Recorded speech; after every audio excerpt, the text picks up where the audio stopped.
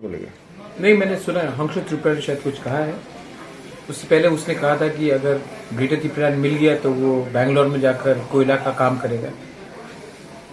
पहला बात है कि बैंगलोर में कोई कोयला का काम नहीं है, कर्नाटका में शायद हो सकता है, लेकिन बैंगलोर में कोई कोयला का खान नहीं है तो वो बैंगलोर में जाकर कोयला का खान का काम करे।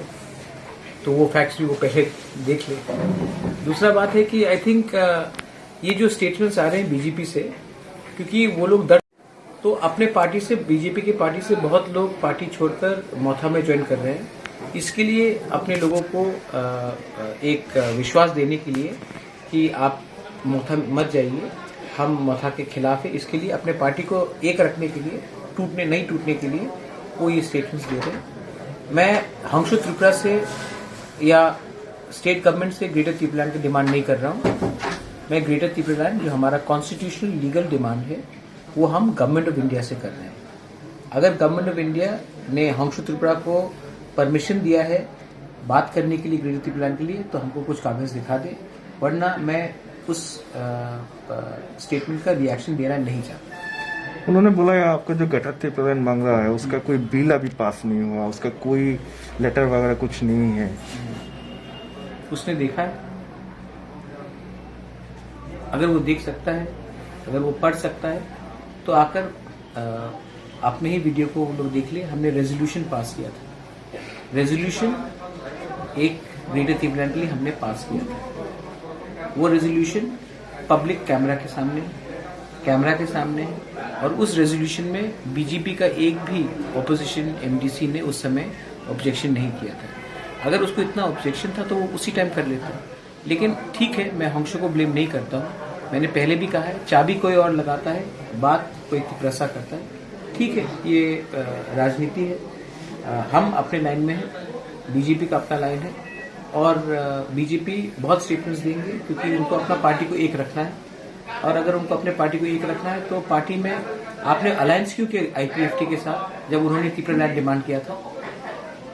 अभी भी अलायंस में क्यों है उनके संग आप, जब उन्होंने त्रिपुरा लैंड डिमांड किया था? जब आईपीएफटी डिमांड करता है तो ठीक है, लेकिन जब त्रिपुरा मोथा डिमांड करता है तो उनको प्रॉब्लम है, क्योंकि वो लोग जानते हैं कि त्रिपुरा मोथा कॉम्प्रोमाइज नहीं करने वाला। महाराज आने वाला जो इलेक्शन हो रहा है, मणिपुर में हो रहा है, त्रिपुरा में अर्बन बॉडी का इलेक्शन हो गया है, तो अब विलेज काउंसिल इलेक्शन 100% होना चाहिए।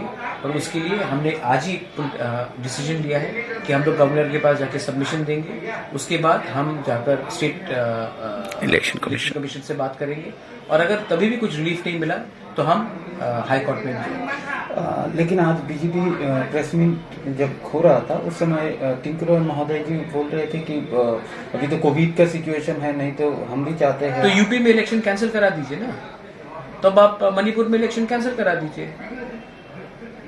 कोविड का सिचुएशन है, ठीक है, मैं समझता हूँ, अनाउंसमेंट कर दीजिए ना। अच्छा चलिए, 1 महीने बाद, 2 महीने बाद प्रिपरेशन तो शुरू होगा, या फिर आप ऐसे चलते रहे। महाराज, दूसरा एक सवाल था। राज्य की जो स्थिति है, कहीं ना कहीं हर जगह में गुंडागर्दी, माफियागिरी, मारपीट, लूटपाट, आप तो स्टेट में हो, आप अभी देख रहे हो, आए दिन पेपर में भी छपा जा रहा है। आपको इस विषय में क्या कहना है? Law and order is a state subject, and government of Tripura should ensure that there is law and order kept in the state. I have हमारे एडीसी के अंदर कोई लॉ एंड ऑर्डर का कुछ जुरिस्डिक्शन नहीं है और ये गुंडागर्दी, मारपीट सिर्फ अभी नहीं, पिछले 20-25 साल से चल रहा है।